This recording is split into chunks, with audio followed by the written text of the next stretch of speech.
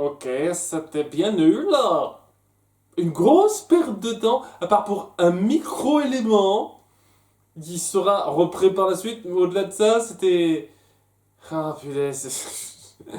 J'espérais vraiment qu'on tombe pas sur des épisodes de remplissage aussi grossiers que ça. Et c'est plutôt un exploit que ça n'arrive vraiment qu'à l'épisode 8, à un certain degré. Parce que autant la plupart des autres épisodes, enfin les autres épisodes globalement jusqu'à présent, apportaient un quelque chose. Et là, à part un micro-élément sur lequel je reviendrai très vite, ouais, c'est de la perte de temps, quoi. C'est de faire un délire autour de nos personnages, histoire de... Et amener n'importe comment, en fait. Je vais essayer de faire ça assez vite. Donc oui, c'est nos personnages qui sont encore sur leur stand, avec Luce qui veut un peu se faire voir avec sa magie, et Da qui dit non, je veux pas trop ça parce que bon, je veux pas trop me faire remarquer, King qui se fait chouchouter par les premières personnes qui passent, dont fait partie Bocha, c'est comme ça qu'elle s'appelle, Bocha, la fille très railleuse, vraiment là c'est la garce de service qu'on a vu rapidement dans l'épisode 6 justement. Ouais quoi, on met en place le fait que c'est un peu difficile à un certain degré d'être ci ou ça. King qui se fait dorloter mais il se fait traiter en bébé. Luce qui n'a pas ses pouvoirs et qui est dans sa phase d'adolescence et relation avec les autres et Eda qui a ses pouvoirs magiques, qui pourrait faire tout ce qu'elle veut mais elle ne le fait pas parce que il y a certaines règles, il faut faire un petit peu profil bas. Et les autres comprennent pas trop ça. Et donc très vite, les trois se lancent un défi. On va voir qui s'en tire le mieux et qui s'en tire le moins bien. Je vais vous faire un petit sort rapide d'échange de corps entre nous trois. Comme ça. C'est pas amené de façon plus subtile que ça, c'est juste dire ah, ma vie est la pire, non c'est la mienne, la pire, ok on fait l'échange de corps et on vérifie. Pour le fun, pour le lol. Alors que Leda sait qu'elle est recherchée et que si elle laisse quelqu'un d'autre dans son corps gérer sa vie, ça risque d'être le bordel. Mais elle est conne pour les besoins du scénario et les autres aussi sont connes. Vous savez quoi? Ouais, je me suis... je me suis un peu étendu sur le fait que on la rend pas trop gratuitement conne, Luce, pour l'instant. Là, on la rend gratuitement conne pour les besoins du scénario. Et en plus, il se donne un petit gage à celui qui prouvera qu'il a la vie la plus sympa parmi ces trois-là. Enfin, ceux qui prouveront qu'ils n'ont pas la vie la plus sympa seront exemptés de faire le lavage mensuel de la maison avec Outil qui adore se traîner dans la boue, il adore se rouler dans la boue juste pour le plaisir. Alors, il parle donc d'un nettoyage mensuel.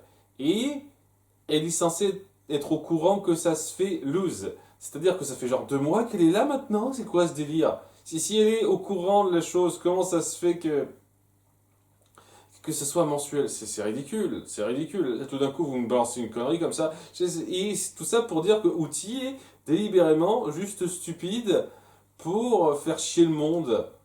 C'est pas juste quelqu'un qui veut un tout petit peu se la raconter, se mettre en avant, ou qui fait des petites piques ci et là. C'est un débile qui se roule dans la boue juste pour le plaisir de se rouler dans la boue, quoi. C'est drôle, vous trouvez ça drôle? Moi je trouve ça naze, complètement naze. C'est un élément à la con qui était même pas. Il n'y avait pas besoin de le faire, quoi. C'est histoire de balancer un petit gage en plus, c'était de la merde ça. Mais bon, c'est globalement chiant et sans intérêt. On va suivre donc les uns suivent des autres leur petit périple. Donc Eda dans le corps de King qui trouve que c'est pas si grave que ça de se faire de l'horloter jusqu'à ce qu'elle rencontre de tarés par pur hasard parce que vraiment c'est un coup de malchance hein, parce que sinon ça aurait pas été un problème du tout d'être dans le thé. Et voilà, il y a eu deux tarés qui gardent une sorte d'animalerie ou je sais pas trop quoi, qui adorent les petits animaux, les petits machins mignons et elles veulent la forcer à rester chez eux à tel point que ça risquerait de l'atteindre et de la rendre complètement bébête parce qu'on l'aurait trop chouchouté et donc elle réfléchirait plus. Donc elle veut pas ça, mais elle peut pas trop sortir parce qu'elle a pas de pouvoir, tout ça, tout ça. Donc elle se rend compte que la vie de King, c'est pas si facile. De son côté, King est dans le corps de Luz. Ouais, il se dit, tiens, je vais montrer que moi, je gère mieux cette histoire d'adolescence, et donc je vais me rendre du côté du gang de Pocha en me la pétant un petit peu, en mettant un peu en avant. Donc, avec de l'assurance, il pique des bottes qui font voler, et bon, il fait un truc cool rapidement. Et quand je dis un truc cool, il balance des espèces de ballons d'eau à un endroit aléatoire qui crée des grosses tentacules. Donc il a peut-être ruiné la vie de certaines personnes là, mais bon, on s'en fout, c'est du aléatoire quoi. Et ouais, il gagne rapidement le respect des autres ados parce que les ados sont ultra versatiles. Quelqu'un est cool, oh, laisse-lui, on est con. Mais Bocha elle est pas contente parce que c'est un peu la dominatrice alpha du groupe. Elle dit, ok, alors tu veux être le chef de ce groupe là, il faut d'abord que tu me battes à la course. Sur une espèce de larve à la con quoi. Et ouais, c'est ça. Ils font leur course, ça se passe mal puisque la route est barrée, donc elles tombent sur leur cabane. Tout le monde, il n'y a pas de veine, hein, comme par hasard, hein, allez vous faire foutre. Et ouais, il y a les autres ados là qui se disent, ah non, on est en colère, on a besoin de suivre quelqu'un d'autre. Et puis il y a Bocha qui dit, bah suivez-moi, suivez mes ordres, et puis on va la suivre. La piste est celle-là. Et donc, King se rend compte que la vie d'une adolescente, c'est pas toujours facile, hein. Alors il se barre et tombe par hasard, putain, le hasard aussi, c'est du foutage de gueule dans cet épisode sur l'animalerie où il y a Eda. Et voilà, c'est histoire de dire, ah, on va se regrouper à la fin. Et puis après, il y a Luz dans le corps d'Eda qui se dit, ah, super, je peux faire de la magie. Au début, c'est pas trop bien maîtrisé, mais au bout d'un moment, un peu si, mais pas totalement. C'est variable selon le besoin de l'intrigue, une fois de plus. Et il se dit, ok, moi je vais être ultra flashy, j'ai des pouvoirs magiques, alors je vais rendre mon stand ultra visible, je vais bien montrer aux gens des objets assez extravagants pour qu'ils les achètent, sachant qu'une partie du plan marche plutôt bien. Je veux dire, t'es pas obligé d'en faire des caisses dans la lumière, tout ça pour te faire repérer, mais tu peux juste dire, je suis une sorcière qui me débrouille bien, en étant plus sobre et en faisant les trucs que tu fais pour vendre. C'est déjà un point supplémentaire en plus. De toute façon, ça devrait pas être un problème vu que dans l'épisode précédent, ils ont gagné un coffre d'argent, quoi, un coffre d'or. Donc, ça devrait pas être un problème le fric, hein. Mais bon, ça, j'ai le sentiment que vous allez oublier, vous en aurez rien à foutre. C'est un truc que je craignais, mais ça se sent aussi, ça. Hein. Je sais pas, mais on verra, hein, peut-être ultérieurement. Donc, ouais, c'est aussi l'excuse pour montrer une fois de plus le côté complètement aléatoire de votre monde. C'est incroyable à quel point vous vous sentez obligé de faire des créatures qui n'ont ni queue ni tête juste pour le plaisir d'être créatif, quoi. Votre monde n'a aucun putain de sens. Et le truc avec ça, si je veux bien croire c'était un truc psychodélique ou un truc vraiment créé par magie de toute pièce comme dans Infinity Train, où chaque wagon correspond à un délire différent. Il y a une logique dans l'organisation de votre univers. Mais là, c'est censé être un univers qui est régi par quelque chose, qui vit de lui-même, et vous inventez des tonnes de petites créatures uniques à la con qui sont ultra bizarroïdes juste pour le plaisir de faire des créatures bizarroïdes. C'est complètement con. Tu sais, je l'ai déjà dit avant, mais là, étant donné que vous le mettez bien en avant avec cette merde, dans certains moments avec King aussi en Luz, quoi, et avec Luz en état, pour moi, ça aide. Ça appuie vraiment le côté très, on fout un peu n'importe quoi dans notre univers, juste pour le rendre coloré, à un certain degré. Et quand on se centre sur les personnages qui ne sont pas ces espèces de monstres de four à la con qu'on crée juste pour le plaisir d'être créatif, j'ai aucun problème avec votre monde. Mais dès lors que vous voulez absolument appuyer des tonnes de délire à la con comme ça, je vous jure, ça me sort du truc, quoi. Votre univers se pète la gueule pour moi. Donc, ouais, elle fait son intéressante, elle se fait bien voir, et donc à cause de ça, il y a le chef de la police, ou de la milice, je sais pas exactement, qui la remarque et qui la capture. Alors qu'elle pourrait essayer de se barrer rapidement avec un sort, mais une fois de plus, c'est très variable sa maîtrise de la magie en tant qu'Eda. Des fois, elle sait très bien faire des trucs avec ses sorts, des fois non. Et elle se fait donc amener au poste. Et il y a sa sœur Lilith qui a vent de ça, parce que bon, on fait un petit peu gaffe à ça, quoi, et un peu cherché par la sœur de Eda, Lilith, qui vient la voir et qui est très conne de ne pas comprendre qu'il y a quelque chose qui cloche avec le fait que sa soi-disant sœur parle d'Eda à la troisième personne et ne semble pas trop la connaître. Elle se dit, ah, c'est juste ma sœur, elle qui est excentrique. Et c'est le seul truc un tout petit peu important qui est mis en place, c'est que ça essaye de garder le fait que on tient absolument à capturer Eda, c'est important qu'elle rejoigne la confrérie des empereurs, j'ose dire. Et ouais, ok, c'est important à quel degré, parce que à la fin de l'épisode 5, ça donnait l'impression que c'était vraiment important, vraiment grave. Et là, on joue encore sur le fait que elle veut qu'elle rejoigne les empereurs, mais c'est juste pour le plaisir de l'avoir avec elle, quoi. On essaye pas des masses d'appuyer ça. D'autant plus qu'on essaye, et c'est le seul truc un tout petit peu notable à garder par la suite, d'appuyer que c'était un rêve qu'elle avait quand elle était plus jeune, Eda, de rejoindre la confrérie des empereurs avec Lilith. Et apparemment, elle a plus ce rêve au bout d'un moment. C'est le seul élément qu'on met en place là-dedans.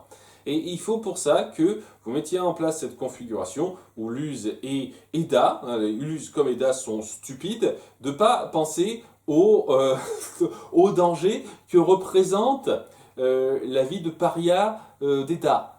Elles sont complètement connes pour ne pas penser à cette éventualité en faisant ce petit sort de merde pour la petite compétition de mon cul, quoi. Ça repose un petit peu sur ça pour avoir cette information-là. Je trouve que c'est un peu cher payé, personnellement, c'est un petit peu cher payé.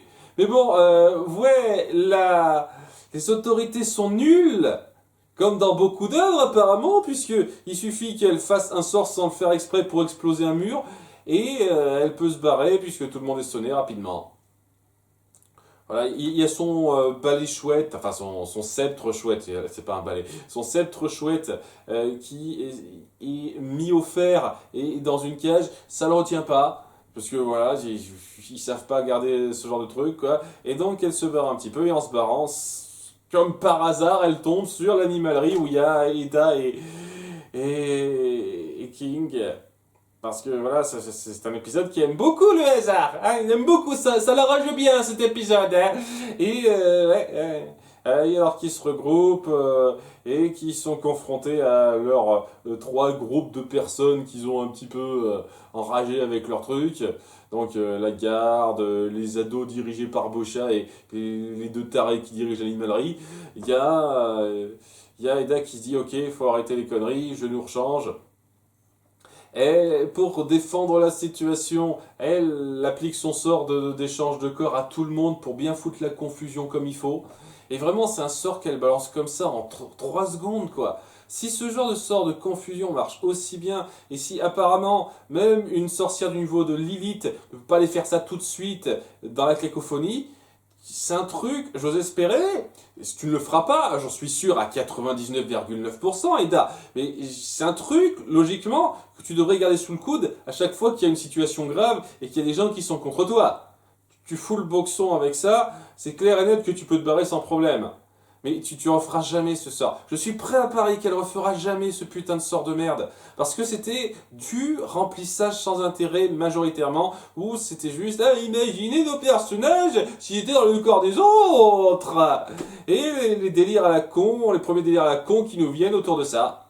Et c'est pas drôle, c'est grossier, c'est tout ce que c'est. Une perte de temps et il n'y a pas grand chose à sauver pour moi là-dedans. Ça m'a pas fait rire. Il n'y avait rien d'intéressant scénaristiquement, à part le petit moment rapide à tour de l'élite, mais... Il y a même la référence à la con, parce qu'on continue avec le Instagram, à regarder, no spoiler, je fais un selfie devant ça, bon, allez vous faire foutre, quoi, une fois de plus. Et il y a aussi la référence à Freaky Friday. C'est pas Freaky Friday, le fameux film. Enfin, il y a eu un film de départ et un remake fait par Disney. C'est pas ce film-là, c'est Freaky Friday. Je comprends pas. Autant je comprends quand c'est quelque chose que vous ne possédez pas, de faire référence à quelque chose sous un faux nom, histoire de dire, ouais, c'est un peu dans le registre de la parodie, on n'a pas à payer de droit là-dessus. Mais Freaky Friday, c'est vous qui possédez ça, Disney. Pourquoi vous ne dites pas Freaky Friday?